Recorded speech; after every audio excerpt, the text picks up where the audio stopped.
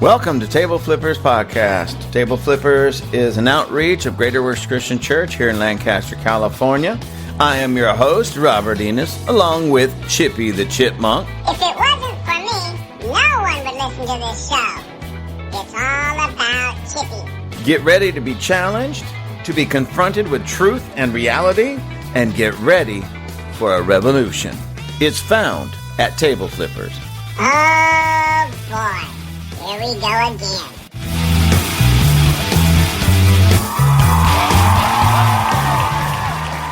Ladies and gentlemen, I think we've all heard war is hell. And watching this conflict between Israel and Hamas, well, we can see it. Hell on earth.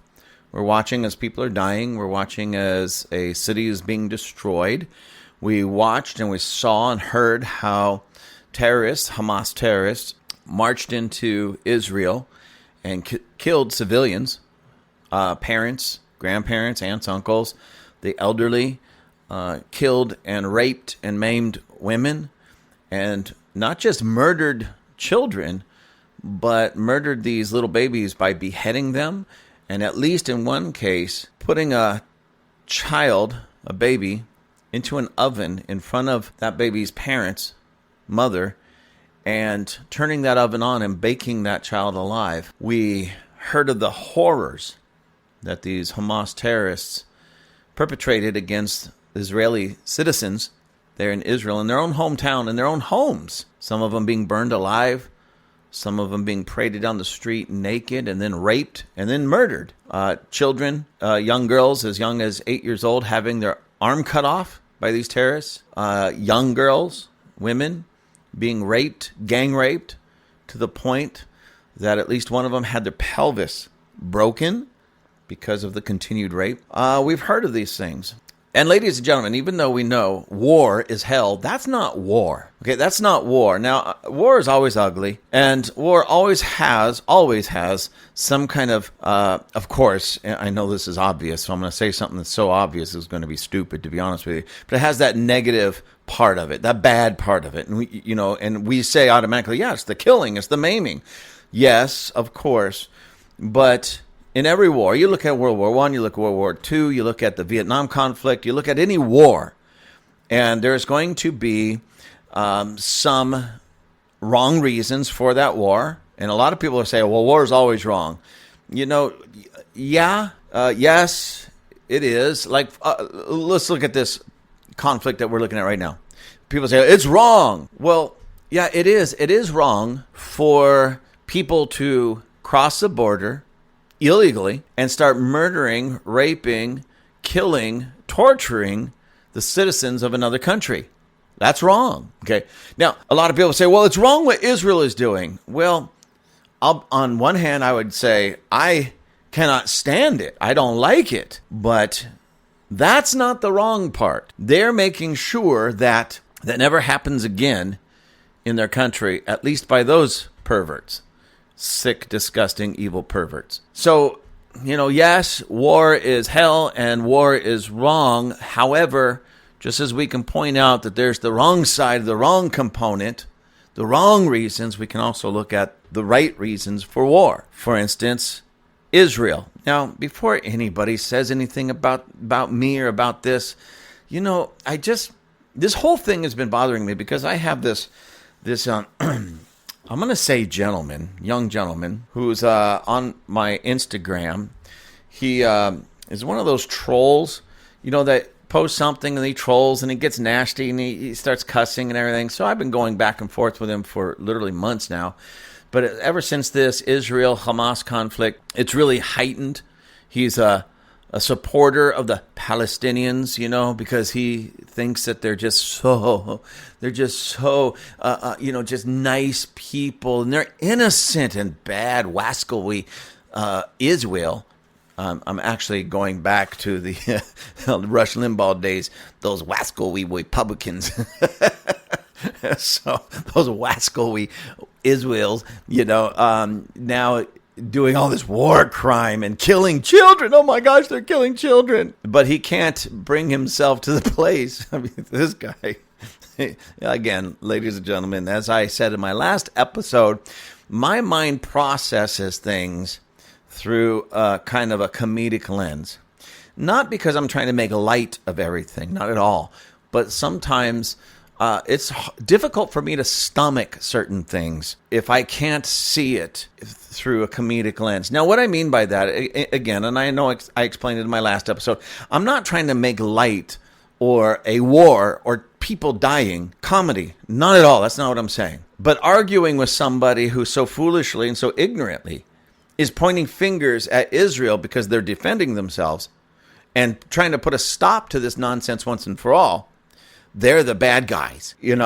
Forgetting the fact that it was Hamas terrorists who marched into Israel and started cutting off babies' heads and baking them alive in ovens and cutting off the arms of young children.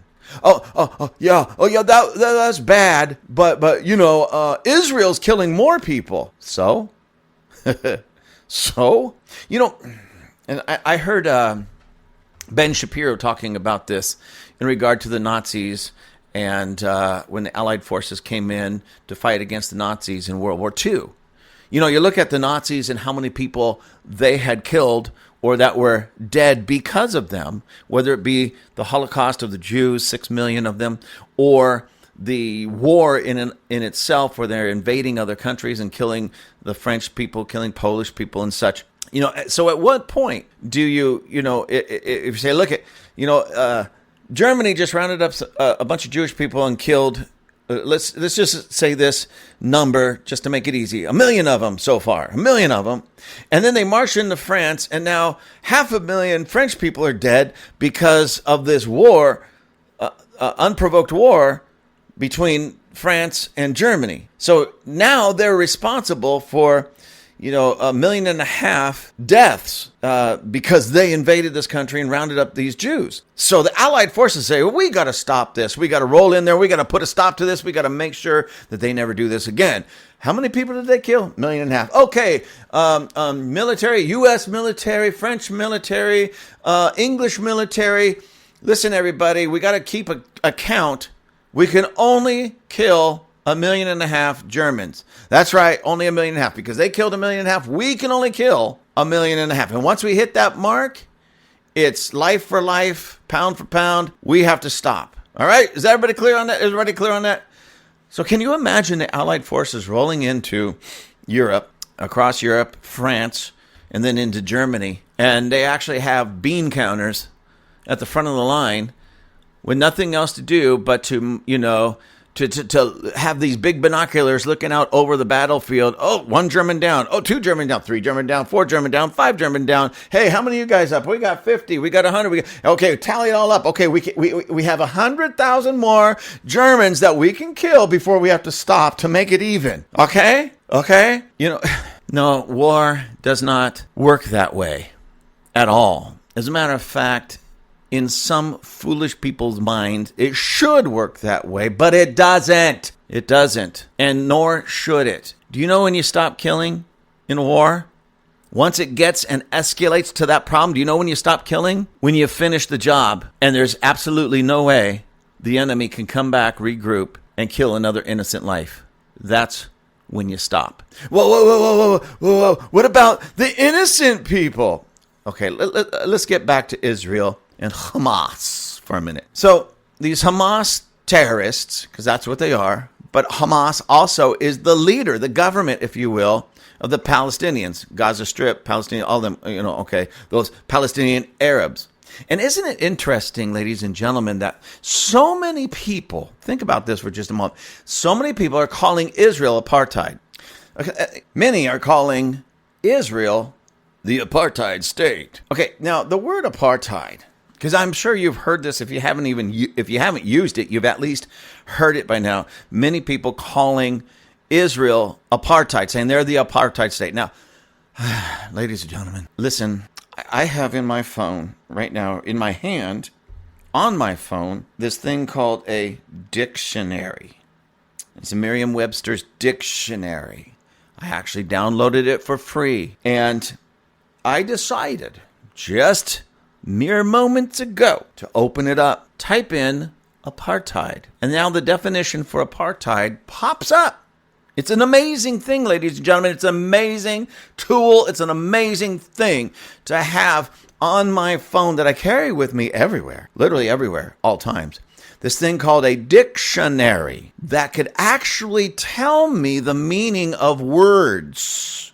So when somebody uses this concept or this word, this idea that Israel is apartheid, then I can look up that word apartheid to see exactly what it means and to see if it fits and if it fits into that narrative that they're trying to push. So let me read to you apartheid. Remember, people are saying Israel is apartheid. Let me read to you what apartheid means. I don't know why I'm doing this strange thing with my voice, but here it goes. Apartheid. The definition for apartheid, it's a noun, by the way. Definition, number 1, racial segregation. Now, if you've ever been to Israel, ladies and gentlemen, if you've actually ever walked the streets of Jerusalem, if you've ever walked near the Sea of Galilee, if you've ever walked in any of the towns or villages of Israel, you know what you noticed, or you should notice, what I noticed right away? That there's people of all races, all colors, all creeds, all religions, walking around in Jerusalem. Check this out. Let me tell you just from my own experiences, sisters.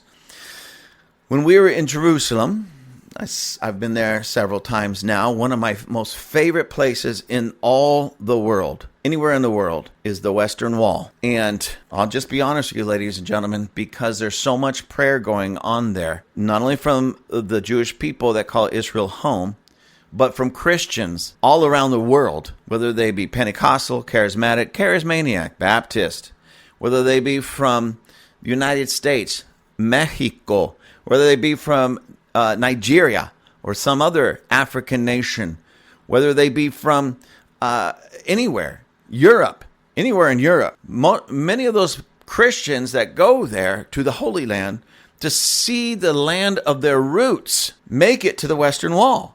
And what do they do with the Western Wall? They do what the Jewish people have been doing for many, many, many, many, many years. Go down to the Western Wall and pray. And what's really kind of cool is they have these little pieces of paper and pencils down there near the wall that you can scratch out, write out a prayer to God. You take that to the wall and you find a crack or a crevice in the wall that will hold that little piece of paper, and you put it in there. And there's dozens and dozens, there's hundreds of these, as high as the arm can reach and as low as they can get it before it hits the floor. And they put it in a crack or crevice in the wall, and then you stand there and you pray to God. You pray over what you wrote on that little piece of paper, put it in there, you pray over it, you pray to God, you could spend 5 minutes there, you can spend 5 hours there. You can and just pray. There's chairs usually set up around the wall, in front of the wall, for people to sit down if they're going to sit down and pray for a little while, or contemplate, meditate on the things of God, meditate upon their own life. But nonetheless, it's a place of prayer. And every time I go there, I'm absolutely amazed. Now, anybody that really, really knows me, I'm big on prayer, and I love the presence of God. I love the anointing. I love the presence of God. I love coming into that place where you can just sense God's presence and make that deep connection with Him. And I've been in some great worship services in my time, and some great prayer meetings and great services in church where you can feel that presence of God. That somehow our inhibitions and who we are is just dismantled enough to get into His presence and connect with Him. I've been in those services, I've been in those meetings, but never, ever have I ever experienced that type of that sense of the presence of God as I have at the Western Wall there in Jerusalem. And what's so interesting, when I've gone, of course, there's a lot of Jewish people there, and they sway and they chant and they read their prayer books, and they're there. It's solemn, and they're just there to focus on God and pray. I've seen people from the United States there. I've seen people from South America there. I've seen people from Central America. I've seen people from African countries such as Nigeria, South Africa, Kenya, Ghana. I've seen people from Europe. We've seen Italians, French people, Russians. I've seen Russian people there. Light-skinned, blonde hair, blue eye Russians. All there praying. All there looking at the sites. All getting in contact with the Holy Land, the land of their roots, at least religious roots. So as far as that's concerned, certainly not apartheid. Okay, now, as we go there and we meet different people and we greet different people and we're invited to different people's, whether they be their homes, their ministries, their churches, whatever it is, when we go to these, we meet all kinds of people from all nationalities and backgrounds. We meet Arab. I'm not going to name names or where we met them because I don't want to open any bad doors for them, but Arab Christian women we've met. We've met people who have made aliyah from Russia, so Russian background, even literally people with very like African looking, I don't know if they were actually from Africa, but African looking people who wear the Orthodox Jewish clothing and such, and are there because they've made aliyah, they live there, they moved there, and so they're very dark skinned, claim to be and are accepted as Jews, but clearly not from that, originally from that region with the Jewish people there that are presently. But now they've made aliyah and they're accepted and welcomed in. We've seen where we've been near the border fence, and there's checkpoints that go into these different areas, such as, Palestine, the Gaza Strip and such, where people from the Gaza Strip can come in. They have to have the right papers and everything to work or to shop, to do business, things of that nature, and they can go back and forth. We've been at different checkpoints in our vehicles. Same thing, they check our papers and everything just to make sure we're where we're supposed to be and we are who we say we are, and we can go. And we've been into towns that are, what they might say, Arab-controlled towns. They're in the land of Israel. And we can get in and we can get out and we meet these different people from different cultures, Arab cultures, Palestinian, Israelis, Jews, Christians, and they're all in the land of Israel. Okay, so let me read this apartheid, just so you know. Racial segregation is the very first definition, specifically a former policy of segregation and political, social, and economic discrimination against the non-white majority in the Republic of South Africa. So this word was basically, for the most part, created and used to describe what was going on in South Africa when the South African whites segregated themselves from the South African blacks. Okay, so but we'll apply it to this whole thing that's going on in Israel right now for just a moment. So clearly, if you've ever been to Israel, if you just have the slightest understanding of what goes on in Israel, then you would know that Israel is not apartheid in any way, shape, or form. At all. Nada. At all. No way. And that is one of the greatest lies that's being pushed, and one of the greatest lies that are being believed by people that just, I'm going to be nice. Ladies and gentlemen, it's very difficult for me. It physically pains me to be nice, but I'm going to be nice. I'm not going to call them names. I'm just going to say this. They're ignorant in their understanding of what Israel is all about, who Israel is, and all of that. And it's sad to me because now they're discriminating against and perpetuating a lie against this nation and this people that's leading to their harm and their destruction. Because by doing so, people are taking the side of terrorists. Now, when we were there were certain towns and such that I wanted to visit. My first trip there, I wanted to go visit because remember, go to the Holy Land. I'm a Christian. I'll go to the Holy Land. I want to see where Jesus walked. I want to see where, my belief system took form and took shape and where it came from. Where did Jesus live? Where did the disciples live? Where did even the fathers of the faith going back before Jesus, such as Moses and Abraham and Gideon and these different ones, Joshua and these different ones. I wanted to go see the land that brought who I am and what I believe into existence. And there was a lot of places, of course, like Jerusalem, Old Jerusalem, where we were able to go and see proof that the Bible is true. There's a lot of people say, well, the Bible's not true. Oh, Lord, have mercy. Please, people. Those who think that the Bible is not real and the Bible's not true, that's ignorance on a level I can't even connect with. It doesn't even make sense to me. Because when you read about places in the Bible that it was written, say, 4,000 years ago, 3,000 years ago, 2,000 years ago, and then you can walk the land and you can, wow, look at this landscape, look at this building, look at the way this is. The Bible described this exactly the way it is. Garden of Gethsemane, where Jesus was crying out to God before his crucifixion, and the sweat came out of his brow like blood. Well, that garden there is still there. When you talk about they talk about the valleys and the stream or the brook this and the stream that and the valley this and the valley that and the gate of the city. Well, a lot of those things you're still able to find them. They're still there. They haven't moved in 2,000 years. And then somebody's going to come along and say, well, the Bible's not even right. It's not even true. Really? You see that gate of that city on that ancient wall right there? That was in the Bible. Do you see that building that they just uncovered over there and the markings on it that's been in the ground for 1,000 years? That's in the Bible. Anyways, let me get off that for a moment.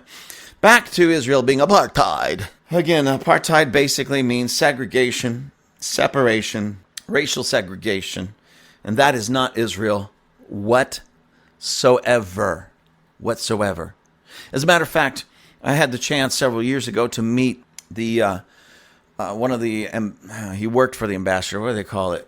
Anyways, one of the guys upper like an ambassador to Los Angeles from Israel. Now I can't remember his name. Anyways, it doesn't matter.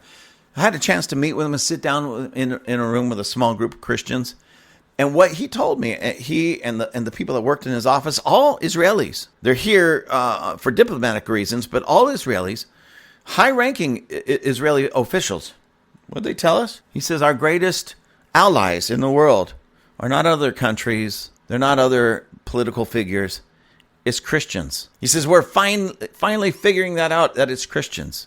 When I was in Israel, there's in Old Jerusalem. Again, I don't want to give out too much detail because I don't want to create problems for these people because there's a lot of crazy people in this world. But there's a business there in Old Jerusalem, and there's a gentleman there. He's a Jewish rabbi. And when we went to his shop, we were told by some friends who had been there previously, hey, go to this guy's shop. He's a great guy. So we went there, met him, talked to him a little bit. He closed up his shop, turned the sign around from open to close, pulled out some chairs just to sit down and talk with us. Jewish rabbi in Old Jerusalem, okay? Old Jerusalem, bunch of Christians from California. And we were able to sit down and have a phenomenal, fantastic, great, and gracious conversation about the Word of God, about each other, about ourselves, our belief system, why we believe what we do. Great conversation. And we left. I'm not going to say friends because friendship has developed over time. But yes, I would consider him a friend. And we left his shop, we left his business, just strengthened. I was actually strengthened in my own faith by someone who didn't share my faith, but because his arms were open and he was so welcoming. Apartheid, anybody that believes that, I'm just going to be honest with you. If you think, even for a moment, that Israel is apartheid, you've been brainwashed. You've believed the false narrative and the indoctrination. You've believed that nonsense. But let me tell you who is apartheid. Remember, apartheid basically comes down to racial segregation. Segregation means separation. Like, hey, in this sense, you're racial. It's racial. You're black. You go over there. I'm white. We'll go over here. We're not going to mix unless we absolutely have to. And then we'll just mix, take care of business, and then go back to your black section. I'll go back to my white section, and we'll be at peace that way. Come over here, and I'm gonna jack you up. If we go over there, you're gonna jack us up. So we're gonna stay away from each other. That's basically apartheid. All right, for the most part, it was mainly racial segregation, but it could be religious segregation. You still didn't see that. You still didn't see that there, ladies and gentlemen. I don't know. It blows my mind. Not just what people say, because there's evil people, there's liars, and there's evil people in this world. It's who believes them. That's what blows my mind. There's so many people that believe that narrative and that lie that Israel is apartheid. And it's disgusting. And all they're doing is emboldening the terrorists and the murderers that put babies in ovens, chop little girls' arms off, rape women literally until their pelvises are destroyed. You're empowering those sickos. You're empowering those sickos. I'll tell you who is apartheid there. The Palestinians. Why? Because even though Israel lets the Palestinians come into Israel to do business, to work, to shop, to go eat lunch, whatever they want to do, and then when they're done, they go back over into Palestine. The Palestinians don't let the Jews do that. Jewish people would be murdered over there by the Palestinian people. Because, see, this is Hamas doing this, and now the Palestinians are paying for it. Well, yeah, because the Palestinians are Hamas. Hamas are Palestinians. They work together. Come on. The Palestinians did nothing to stop the terrorists. They were dancing in the streets, shouting and waving their flags in support of what Hamas did. And they were celebrating all the way up until Israel lobbed a bomb at them. Now they're going, oh, Israel, you're so cruel, you're so evil, you're killing our children. No, Palestinians, you killed your children. You killed your children the moment you let Hamas set up camp in your territory, in your city, in your region. You killed your children the moment you allowed Hamas to build their army headquarters under hospitals. You, Palestinians, killed your children when you let Hamas set up their rocket launchers in schools. You killed your children. How dare you? How dare you? So who are the apartheid state over there? The Arabs, the Palestinians. Because there was places that I, a Christian from the United States of America, could not go.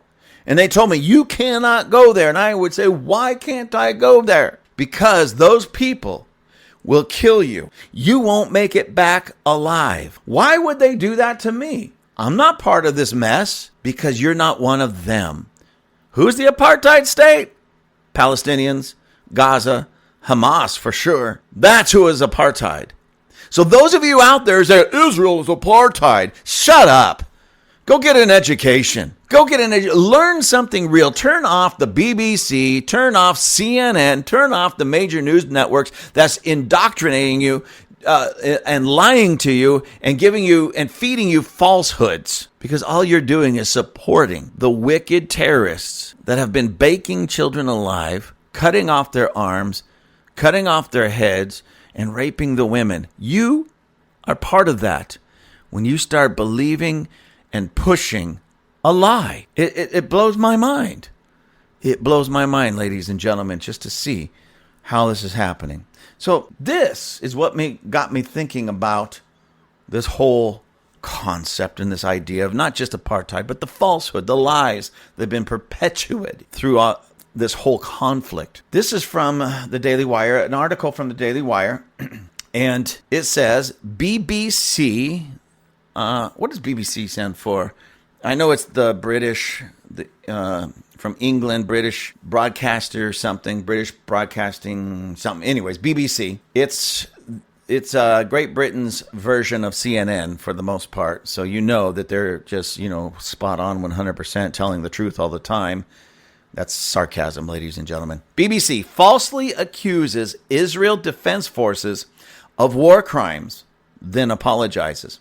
So, of course, that captured my attention because I don't really watch the major news networks such as, BBC, certainly not CNN, the communist news network. It's all lies. Oh, and by the way, ladies and gentlemen, just this little side note.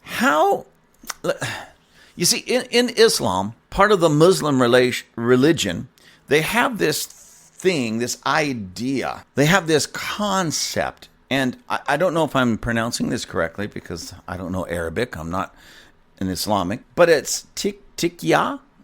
And at least it's transliterated Taqiyya. You may want to look this up. Or Tiqiyya. T-I-Y-A. There's either one I or two Y's, depending on who's writing it, I guess. Tikiya. And it literally, and I'm looking at the meaning of this again, is a precautionary dissimulation or denial of religious belief and practice. Basically what it is to put it in a nutshell, to make it easy, tikiya is the idea in Islam, the Muslim religion, that you can lie if it benefits you as a Muslim or the Muslim faith. You can lie, even to the point of saying, "Oh, me? I'm not a Muslim. I'm not Islamic." No. That's not. If it's going to protect you or help you, or help Islam, you can lie. Okay, you can lie if it helps Islam. So with that woven into their religion, let's face it, how could you ever believe a Muslim? I'm just being honest. Because in the Christian faith and in the Jewish faith, in the 10 Commandments, thou shalt not bear false witness. To put that bluntly and in a nutshell, don't lie. That's a command of God, not to lie. And yet in Judaism and Christianity, we are told and commanded by God not to lie, not to tell any falsehoods.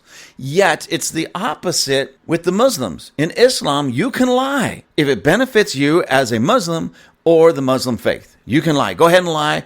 It's okay. So how could you ever believe a Muslim? So when you see the pictures, this over and over and over and over, the Muslims there in Palestine and Gaza have been caught flat lying. Remember, there was this hospital that was blown up, at least partially blown up. And immediately the Gazans, Israel blew up our hospital. They're targeting innocent people. They're targeting the sick. They're targeting hospitals. Well, it turns out that it was Hamas who set up a rocket launcher next to a hospital, very close to the hospital. And they're not the smartest people in the world. They blew up their own rocket launcher on accident, took out part of the hospital, and then blamed it on Israel. And they got caught red-handed. They have pictures of these body bags or these white sheets with the supposed dead underneath them.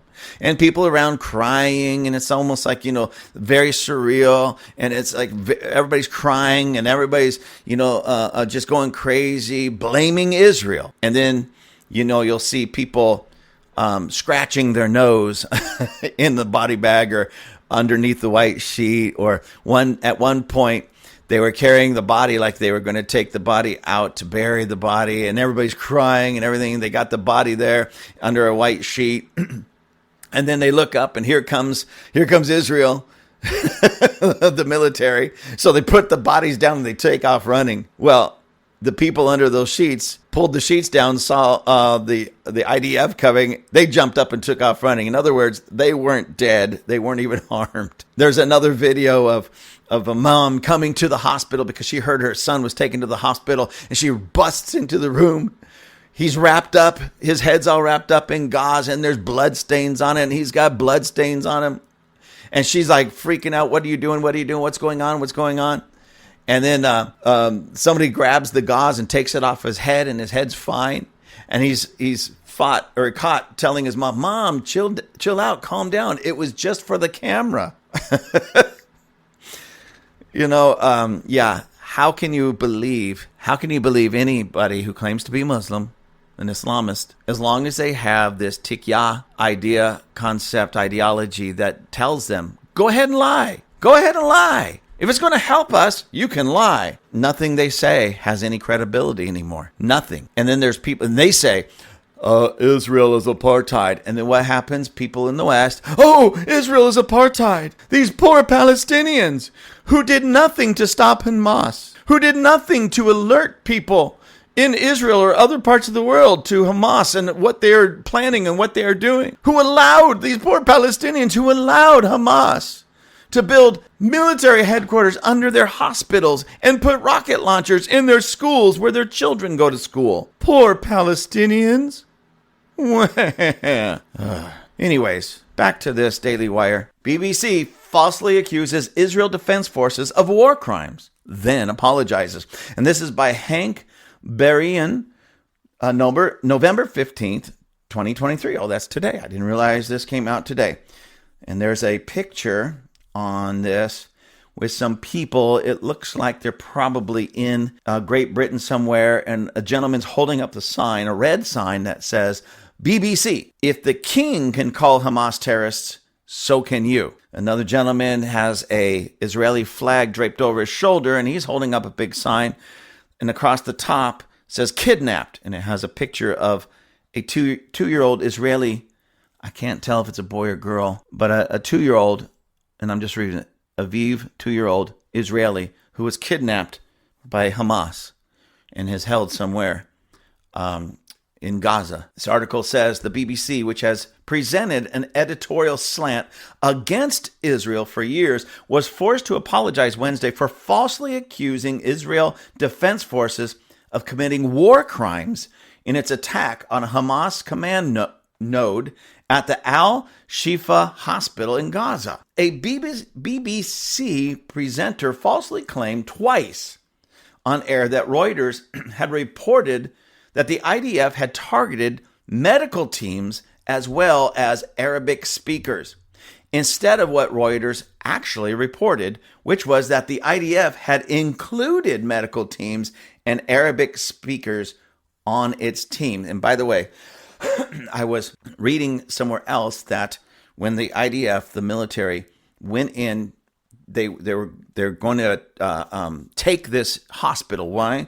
Because there was particular Hamas leader and his henchmen that was in this hospital. Remember, they choose places like this because they know that Israel, they're far less likely to go after civilians, so they surround themselves, these terrorists surround themselves with civilians to try to keep the IDF away from them. And if the IDF does go after them and civilians are actually hurt or killed, now they have this propaganda. Look what they do. They target women and children, when it's really the exact opposite. It's really the opposite. But again, people in the West don't know how to actually do some real world research and figure it out for themselves. So here we are, ladies and gentlemen.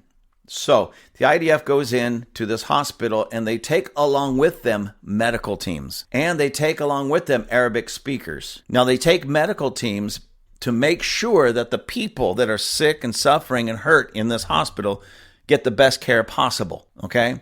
And they take Arabic speakers because the people in that hospital, for the most part, speak Arabic, and they want to make sure that they can communicate clearly with the doctors, the nursing staff, the patients. So here, we're going to go in there, we're going to take out the bad guys, but as we are doing our job taking out the bad guys, we have medical teams to help your doctors, your nurses, and the people that are sick. We want to help you. We have Arabic speakers so that there's no miscommunication, that you can communicate freely and clearly with them. Medical team to medical team, doctor to doctor, nurse to nurse, patient to doctor, all of that. We're going to bring whatever we can to help. And the other article that I read said they also brought in medical supplies, bandages, gauze, penicillins, things of that name, medical supplies that they might need in that hospital. Okay. And so the BBC was lying about the whole thing. Let me go on. It says, we are hearing from Reuters that is reporting that Israel, it says its forces are carrying out an operation against Hamas in Gaza's Al-Shifa hospital, and they are targeting people, including medical teams, as well as Arabic speakers. They are also saying that Israel is calling on all Hamas operatives in the hospital to surrender at this point. The BBC presenter claimed, then repeated once again, we are hearing Reuters that Israel says its forces are carrying out an operation against Hamas in that hospital that we had just heard of. They are targeting Arabic speakers as well as some of the medical staff there, and they are asking all Hamas operatives in the hospital to surrender. I think the only thing that BBC reporter got right was the fact that, well, two things, I guess. The Israelis are going in. They got that right. And they are asking that Hamas just basically surrenders. So those two things they got right, okay? Everything else, they twisted and absolutely lied. The Israeli forces did not go in there targeting medical teams or Arabic speakers. Instead, they brought Arabic speakers to help in the communications and the distribution of the medicines and the medical supplies, and to help the doctors and the nurses on both sides get the job done. And they brought medical teams to help the already present medical teams that are in that hospital. BBC, you should be absolutely 100% ashamed of yourself. You should close your doors. Yes, you should go out of business, close your doors, walk away. You are a disgrace. You are a disgrace. Anyways, let me go on. In a X tweet, what do they call X tweets or tweets now? Because when it was Twitter, it was tweets on Twitter. What is it? I don't know. X tweet, I'll just call it that. Andrew Fisher, Adam Fisher wrote, in the original broadcast, the BBC newscaster made sure to repeat the scandalous lie twice in case anyone missed it or misunderstood. Yosef Haddad wrote as well, BBC, if you don't want to apologize over and over again for the false information you propagate against Israel, maybe just start publishing the truth. Yeah, that's a good idea. Thank you, Yosef, for pointing that out. That's something that all common sense people know and understand. I wish that the BBC understood this, and I wish Western America, Western Christians understood this, or just people in general would understand that. If you don't want to have to apologize for the lies, stop telling lies. Just start telling the truth from the get-go. It says later, another presenter offered a muted apology on behalf of the network, stating, and now an apology from the BBC. BBC knows, as it covered initial reports, that Israeli forces had entered Gaza's main hospital. I don't know why I'm trying to sound like, what was his name? Winston Churchill. Maybe I can do that again, sound a little bit better like him. And now an apology from the BBC. BBC News, as it covered initial reports that Israeli forces had entered Gaza's main hospital. We said that medical teams and the Arabic speakers were being targeted. This was incorrect and misquoted a Reuters report. We should have said IDF forces included medical teams and Arabic speakers for this operation. Yeah, they should have. Hey, how was that for my interpretation of, who did I say? Winston Churchill. That was my best Winston Churchill, ladies and gentlemen. Goes on to say, we apologize for this error, which fell below our usual editorial standards, she concluded. Oh, we're sorry we made this mistake. We don't normally do this. This fell below our usual editorial standards. BBC, you have no editorial standards. That's why this was so easy. And this type of thing happens over and over and over at your news agency because you have no real standards. Or maybe they are somewhere up on the wall or in something on some statement that you have, but you don't live by them. Like I said, ladies and gentlemen, the BBC is the equivalent of CNN. And CNN and BBC are known for their falsehoods. Oy. The BBC's usual editorial standards regarding Israel have included, among numerous other BBC International editor Jeremy Bowen describing leaflets dropped by Israel, warning the civilian residents of northern Gaza to move south to safety as a non-lethal airdrop, but full of menace. Full of menace? A military drops leaflets from the sky so the citizens can pick it up. And let's say that leaflet says, even if it said something like this, hey, idiot, we're going to bomb you. Get out. They're warning them. But it was so filled with menace. I mean, come on, BBC. Grow up and get a clue. They dropped those leaflets to save lives. To save lives. I don't care what kind of menace was in it. If they tell them we're going to bomb this place, get out. I mean, come on. These people, I mean, like I said, this is so ignorant and so stupid and so over the top foolish that it's actually comical. And yet it shouldn't be comical because we're dealing with people's lives. BBC, what are you doing? BBC News presenter Anjana Gadgil declaring, the Israeli forces are happy to kill children. No, they're not. BBC World Affairs editor John Simpson justifying the BBC's refusal to describe what he called the Hamas gunmen who carried out appalling atrocities in southern Israel as terrorists. And several journalists working for the BBC who posted anti-Israel tweets, such as calling Israel the terrorist apartheid state of Israel. See, there they go again. Why are so many people buying into that lie that Israel is apartheid? Well, because we have liars in the BBC calling them apartheid. And I point out liars because that's exactly what that is. It's a lie. Anybody that's actually been on the ground in Israel knows, I can't honestly say Israel's apartheid. Honestly, I say. Because Israel is filled with, yes, Jewish people, but Jewish people from all range of racial colors and lines. It's filled with Christians, Arab Christians, European Christians, Russian Christians. It's filled with Arabs from various Arab territories and regions and countries. It's filled with all kinds of people, not just visiting, but people that live there. I personally know several people that have migrated there from America and even from Europe to live there. And guess what? They're welcomed with open arms. They're treated as well as the Jewish people are treated. So apartheid? BBC? You are liars. You are liars.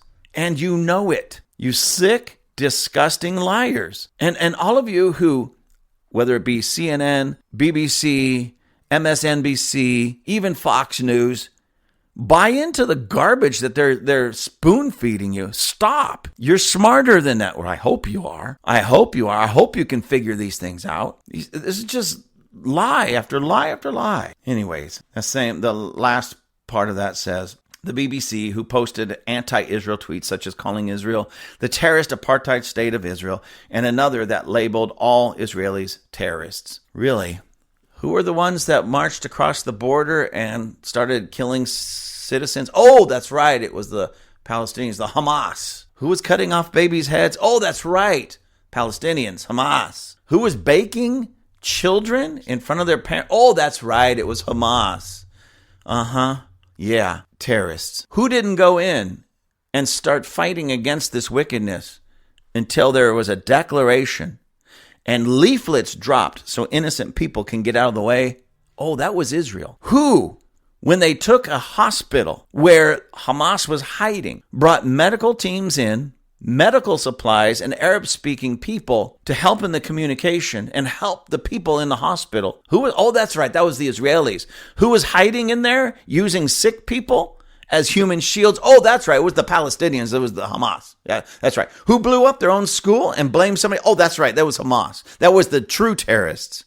BBC, you disgust me. You are liars. Ladies and gentlemen, please, please, please, please, please, please do yourself and everyone around you a favor. Stop listening to these people who lie. Stop listening to the propaganda. Stop buying into the foolishness. Just take an honest look at it and do your own research. Ask people that have been to Israel. Just ask them, hey, did you see only Jewish people while you were in Israel? Or did you see other cultures and other peoples, other religions? Was everybody of the same hue and color? Or did you see other races there as well? Then ask people who have been to the Gaza Strip, the West Bank, or any other Islamic country such as that.